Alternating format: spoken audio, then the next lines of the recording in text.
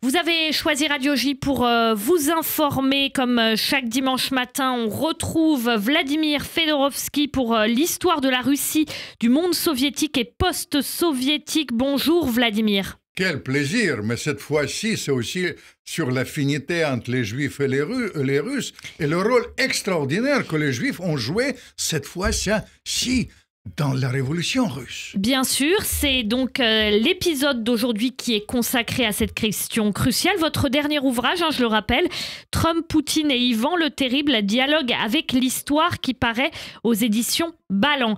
Première question concernant les Juifs et la Révolution. Pourquoi, Vladimir Fedorovski, la Révolution attire-t-elle autant le monde juif dans cette Russie de cette époque ? Il y avait, tout d'abord, je vous ai dit qu'il y avait une raison presque juridique. Il y avait les discriminations des Juifs, et dès qu'il y a une discrimination des Juifs, les jeunes se sont radicalisés.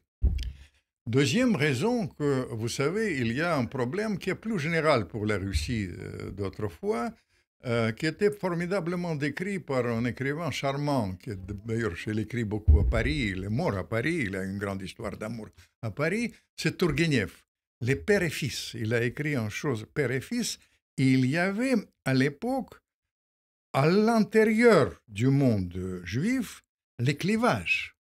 Il y avait une tendance qui était représentée par l'ancienne génération, et la nouvelle génération, ils cherchaient la réussite autrement, ils cherchaient les idées autrement. Et je dois vous dire que c'est une chose bizarre qui a commencé, parce que quand j'ai vraiment regardé les archives partout, toutes les organisations révolutionnaires juives ont été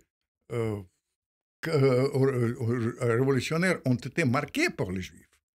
Vous savez, l'organisation, on parle Est-ce que c'est dû, bien sûr, au régime que subissaient les Juifs à l'époque du Tsar? Il y a probablement une réaction par rapport à ça qui explique une appétence pour la révolution. Face à ça, face à la discrimination, c'est-à-dire ils sont devenus automatiquement antitsaristes. Mais vous comprenez, c'est beaucoup plus grave que ça. Il y a une tendance générale à l'époque. En Russie, la tendance était antitsariste. Vous voulez être patriote, vous devez être contre le gouvernement. Vous comprenez? C'est une chose. Et ça a marqué aussi ces jeunes juifs très actifs qui ont commencé à faire ça. L'organisation c'est une organisation qui a failli prendre le pouvoir. Elle devait être au pouvoir en Russie, c'est les socialistes révolutionnaires.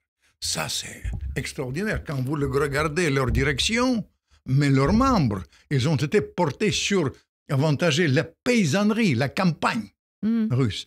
Et pour autant, il était carrément dominé, les Juifs. Il y a une histoire presque d'espionnage. En fait, j'aurais dû faire un jour un roman d'espionnage sur ça.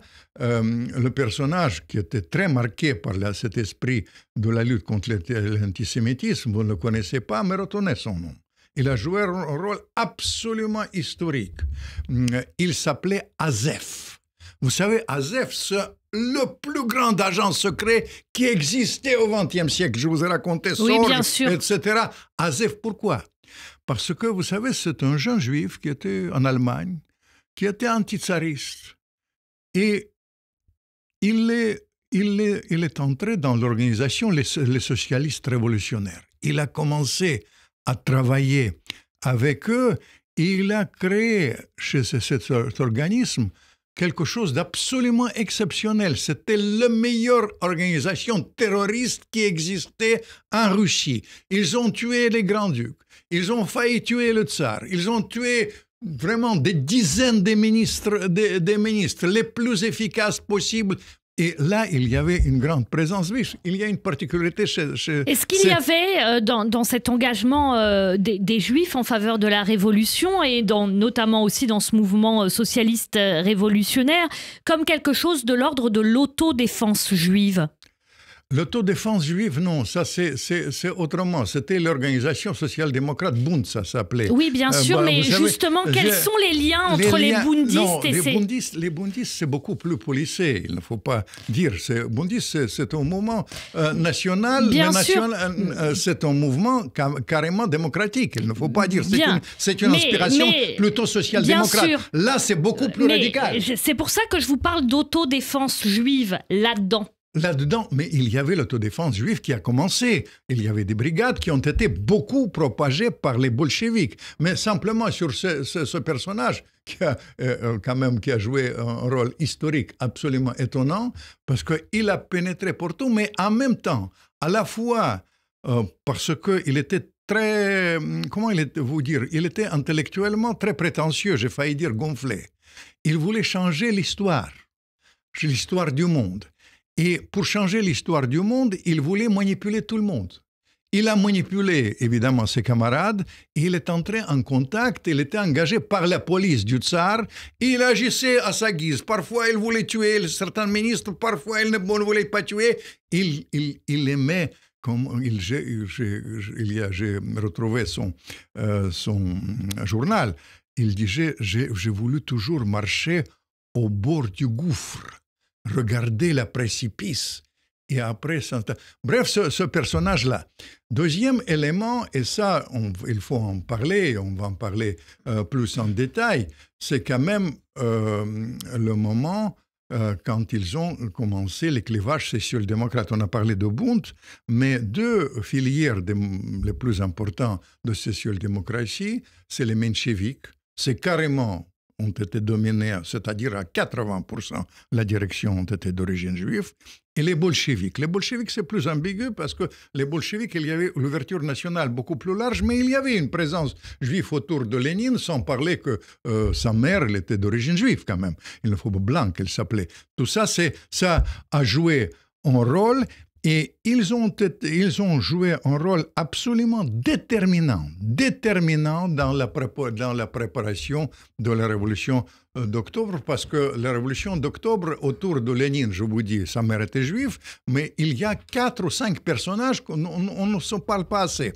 Tout le monde connaît Trotsky, qui était d'origine juive, mais Kamenev, Zinoviev et surtout Sverdlov ont été tous les trois d'origine juive, et c'est eux qui ont déterminé, disons, les préparatifs de la révolution d'octobre en 1917, à côté de quelqu'un qui entrait dans le clivage. On va en parler avec eux, parce qu'il y avait, disons, 5e personnage, toujours pas russe, il faut le dire, géorgien, qui se prenait comme Catherine II, russe plus que russe. Son nom va entrer dans l'histoire, c'était Joseph Staline.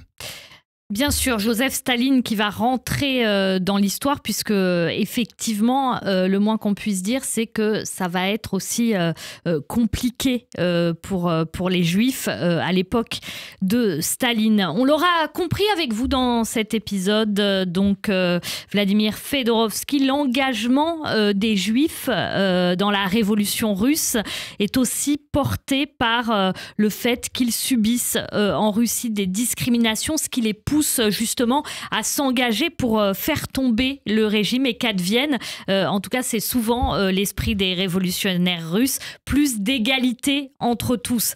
Un mouvement donc sur lequel on va revenir, ou plus exactement ses conséquences, la semaine prochaine. Merci beaucoup Vladimir Fedorovski. Je rappelle votre dernier ouvrage, Trump, Poutine et Ivan le Terrible, dialogue avec l'histoire, qui paraît aux éditions Ballant. À la semaine prochaine.